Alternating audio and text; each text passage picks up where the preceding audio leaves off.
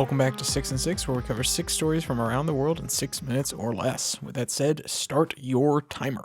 We begin today in South America, where the former president Ollanta Humala has finally received a sentence that will land him in jail for 20 years, while his wife and son were able to escape to the Brazilian embassy. From BBC, prosecutors said that Humala and his wife, with whom he co-founded the Nationalist Party, had accepted $3 million in illegal contributions from the firm, which they used to finance his 2011 presidential campaign.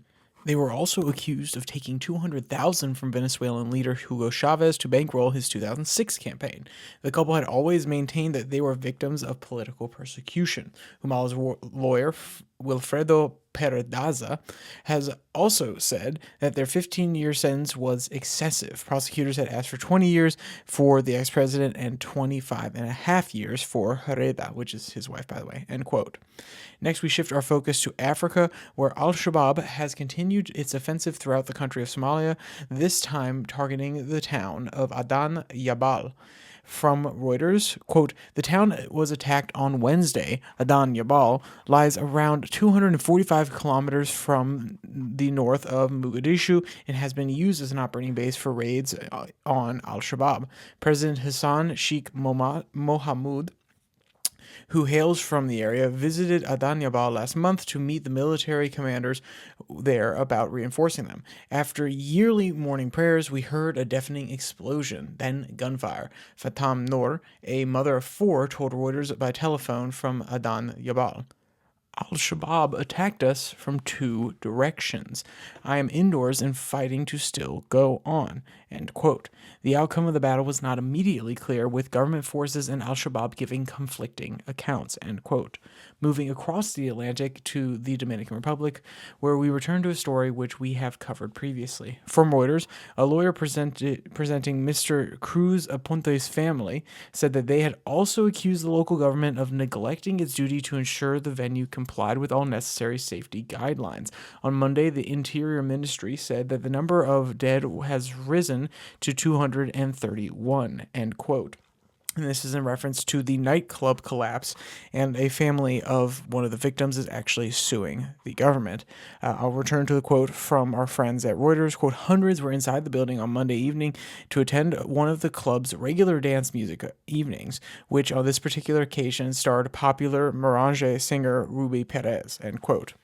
Next, we cross the Pacific to Southeast Asia, where China is currently working to increase its presence economically and steady its footprint in the region. From Reuters, quote, China and Malaysia reached a consensus on deepening cooperation in various fields, she said after witnessing the exchange of 31 agreements with Malaysian Prime Minister Anwar Ibrahim, ranging from trade and tourism to railway transportation and agriculture.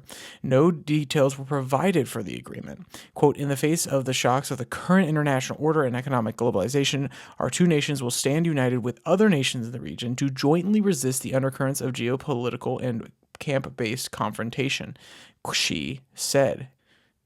Next, we travel to the south, where in Australia, housing costs and availability are becoming a central issue in the upcoming elections. From BBC, quote, with less than a month until the federal election, housing remains among the top issues for voters in the country's 2 major political parties, the Labour Party and the Liberal National Coalition, have both pledged to tackle the crisis in a range of ways.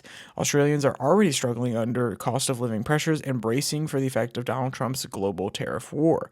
And it remains to be seen whether either party will sway voters with their promises of restoring the Australian dream. Simply put, Australia has been not building enough homes to meet the demands of its rapidly growing population, end quote. And finally, we go to Europe, where a British High Court has made a decision that is bound to be contentious in the divided nation.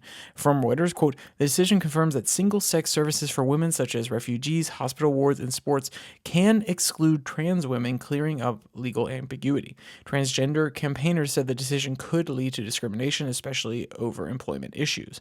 Quote, the ununanimous decision of this court is that the terms women and sex in the Equality Act of 2010 refer to biological women and biological sex, Deputy President of the Supreme Court Patrick Hodge said. Quote, but we counsel against reading this judgment as a triumph for one or more groups in our society at the expense of another. It is not, end quote. And of course, if you want to read any of today's articles, you can find all the links in the description below that like and subscribe button. You can also go down there and find the podcast on Spotify, Pocket Cast, Podvine, so you can download it and listen to it on the go whenever you're running on Tuesdays and Thursdays. Get a little bit of international news. Also, if you want to check out the Twitter handle, it's down there. It's at Your Daily Flip, where I post direct links to the videos on YouTube for every single episode. So that's 6 and 6 on Tuesday and Thursdays, and the Daily Flip podcast, the normal U.S. focused podcast that comes out on Monday, Wednesday, Friday. With all of that said, there's only one more thing to say. Stay safe. Don't die.